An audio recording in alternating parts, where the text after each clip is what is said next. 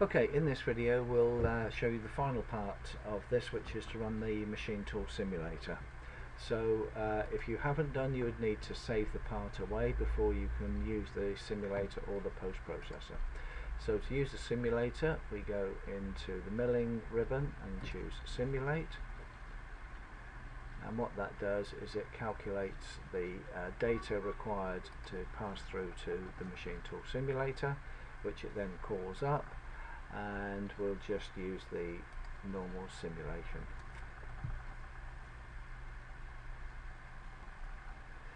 So what this does is it shows us a piece of stock material large enough to incorporate the machining path that we've created. And then we use the video controls across the top here to see the path. So if we run that,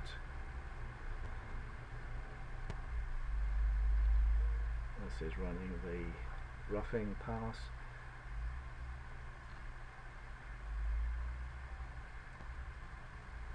and it's now doing a tool change to the smaller one there before going back to the roughing for the bottom. But if we wanted it to do all the roughing first, then we'd simply move the finishing pass to the end of the file.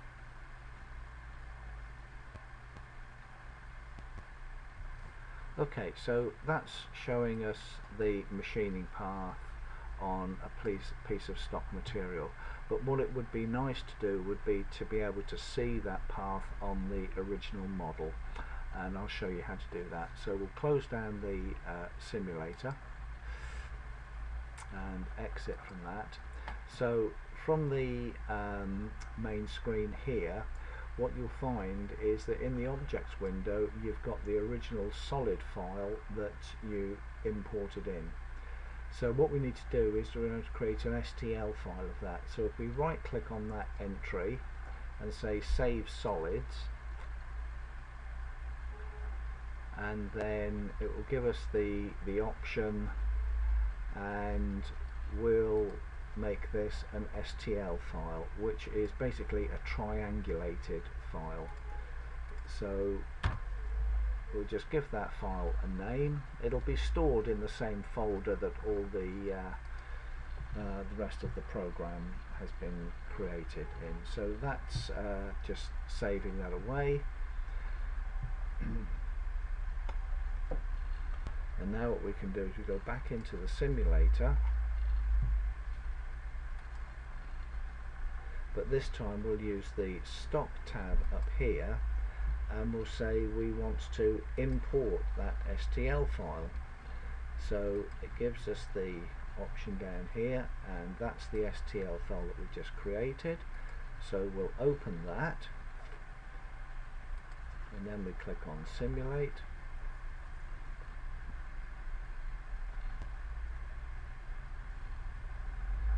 So what that now does is it shows us the original model in the simulator, and it shows us the stock material that was used just to give us a machining on that.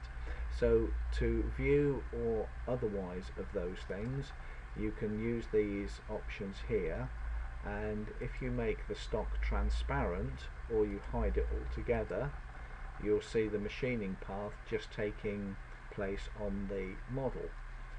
If you want to see the tool path, you switch this icon on here, and that shows you the tool path on the original model, so that you can check to make sure it's doing exactly what you expect.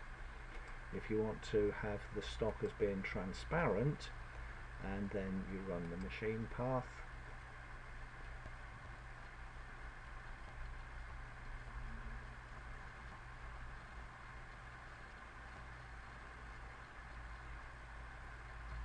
and then whilst that's running you can look at it from above. So as you can see here, there's still going to be a piece of material which hasn't been machined.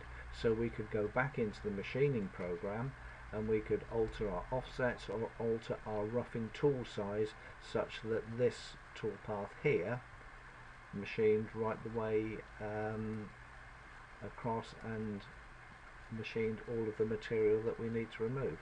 So being able to see the tool path on the original model is a very useful feature.